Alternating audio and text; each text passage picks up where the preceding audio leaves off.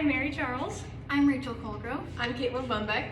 And we are going to show you 21 movements that the body does. Enjoy! The foot does 4 major movements. The first 2 are plantar flexion and dorsiflexion. Dorsiflexion happens when you're going up the stairs, and plantar flexion happens when you're going down the stairs. Dorsiflexion is when the foot goes up towards the tibia, and plantar flexion is when the foot goes down away from the tibia. It also does foot inversion and foot eversion. Inversion is when the inner side goes up, and eversion is when the lateral side goes up. There are 6 major scapular movements.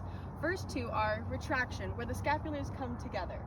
Protraction is when the scapulars come apart, bringing the shoulders closer together in the front. The next 2 are elevation and depression, where elevation brings the scapulars upward, where depression brings them downward towards the ground. The final 2 are upward rotation, where the shoulder blades are moving up and forward. And downward rotation is like when you're relaxing your shoulders and you're bringing them back. There are 2 primary movements that move a limb either towards the midline of the body or away from the midline of the body. The midline is the center, and the first one is abduction, which is movement away from the midline. So abduction, which is abduction. There's also adduction, adduction, which is when you move it. This is abduction, this is adduction. It's like when you add something to the midline, towards the midline.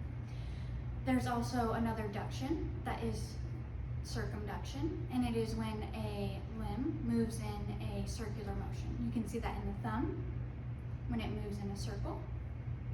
You can also see that in the leg. When you do this, it makes a circle again, and you can see that in the arm, another circular movement. There are 2 types of rotational movements, medial rotation and lateral rotation. Medial rotation is also known as internal rotation, rotating towards the midline, and lateral rotation is also known as external rotation, rotating away from the midline. The hand does 2 movements. The first one is pronation. Think of your hand pointing down like a pro basketball player. And supination is when the hand is facing upwards, so think of holding a bowl of soup. Soup, supination.